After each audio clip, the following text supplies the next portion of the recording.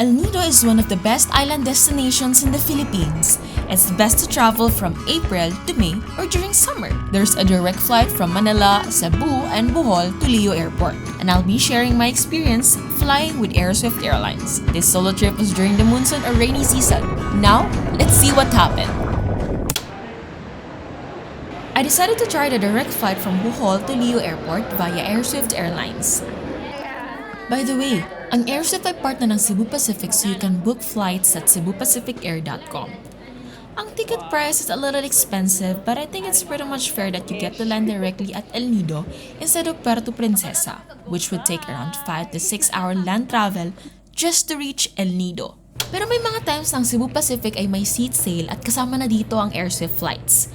Nabili ko ang ticket ko for 1,129.96 pesos and I added a check-in baggage for 690 pesos. Thank you, ma'am. Thank you.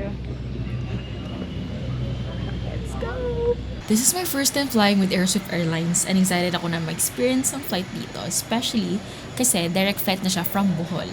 As you can see, may pa-red carpet pa sila. Mostly talaga, ang flight tickets ng Airsoft ay may pagka-pricey and I'm lucky na nabuko siya ng murang presyo. The flight will take approximately 1 hour and 40 minutes. Nagbigay din sila ng 250 ml na bottled water. As you can see, the legroom is spacious, comfy, and wala rin akong katabi because there were only a few passengers. May you always keep your head held up high.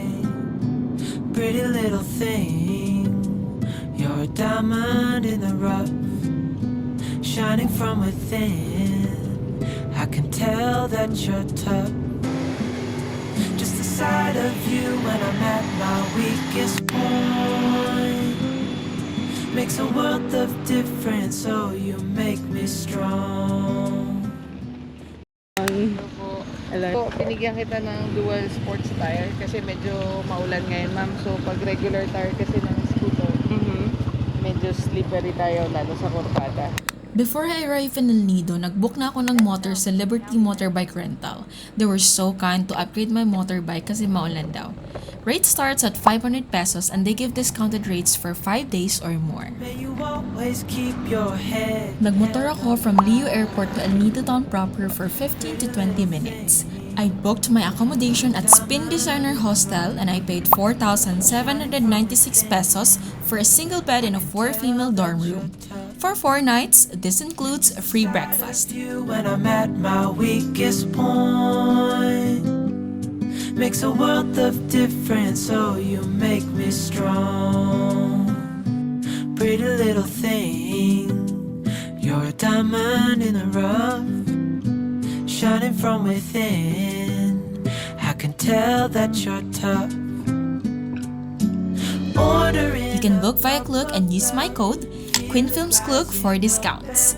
All their shared rooms have privacy curtains. I want to clarify because most of the photos I saw on the internet ay walang privacy curtains, so I messaged them to be sure. The light will always know where to go.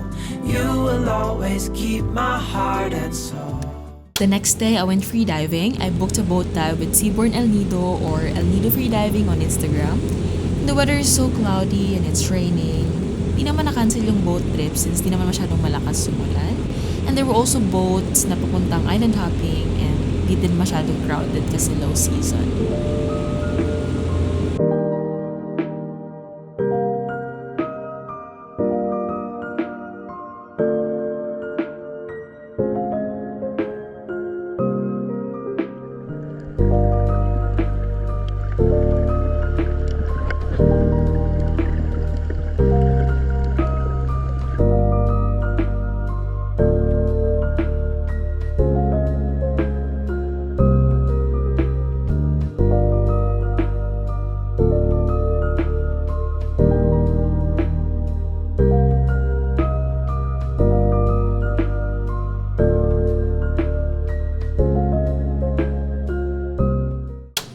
It was still raining at night and I decided to go out.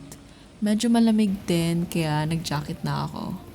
I was looking for some restaurants kasi it's just few minute walk from my hostel and gusto ko lang din mag-stroll since medyo humina yung ulan.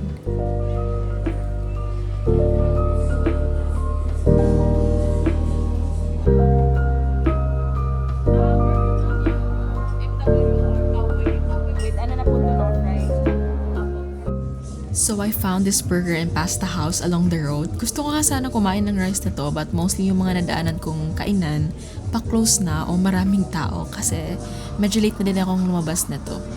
And I was just the only customer here.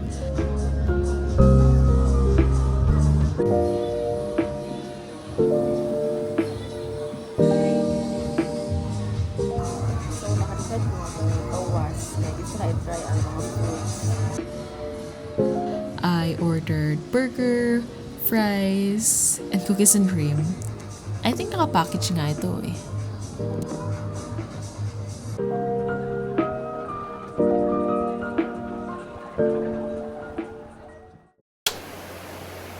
It's 3:08 in the morning and it's still raining.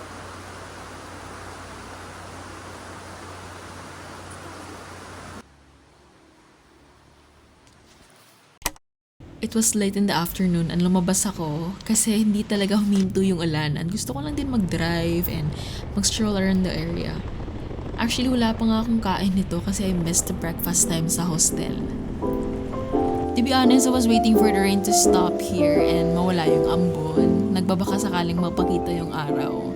So I was just strolling around and then I saw this jewelry shop. They have these cute pearls. So nakapag-decide akong bumili para sa sarili ko. Yes. Kala ko bago na tayo. Ayan, maambon pa rin and parang wala talagang chance na umaraw. At ganyan yung beach kasi ilang araw talagang walang tigil yung ulan. Tsaka sabi talaga ng mga lokal, low season talaga kapag tag-ulan. But I wasn't sad because I booked my trip here to just chill. It was kind of spontaneous kasi nakita ko lang na may seat sale. So, yeah.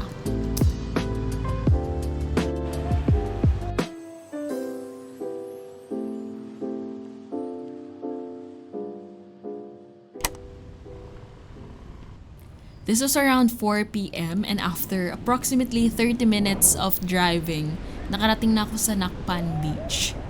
It was still cloudy, pero mas gusto ko yung vibes dito kasi you can just chill, pwede kang magtampisaw sa dagat, and it's also a long beach. So sad, I wasn't able to bring my drone here kasi nga maulan and ayokong i-risk na ipalipad siya, baka hindi siya makabalik or baka mabasa. So pa-chill lang tayo dito and while I was recording myself, may lumapit na dogs. They're so friendly and lately nalaman ko na famous pala sila dito sa Nacpan. They're so cute and clingy and they will kindly ask for food. Pero sa time na to, wala akong pagkain dala kasi ako mismo wala pa akong kain. But still, nagstay pa rin itong cute na to sa tabi ko.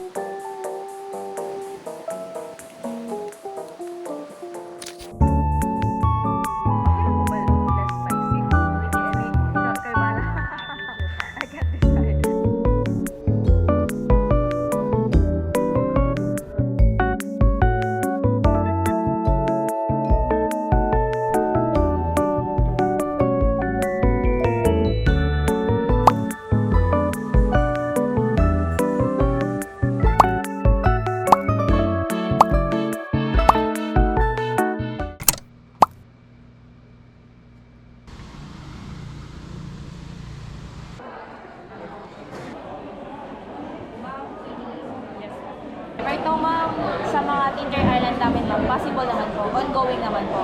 Nag-aantay na lang po ng if may makakaland na aircraft. Hopefully, pag may isa, ma'am, may pag-asa na. Sige, thank you. A few moments later.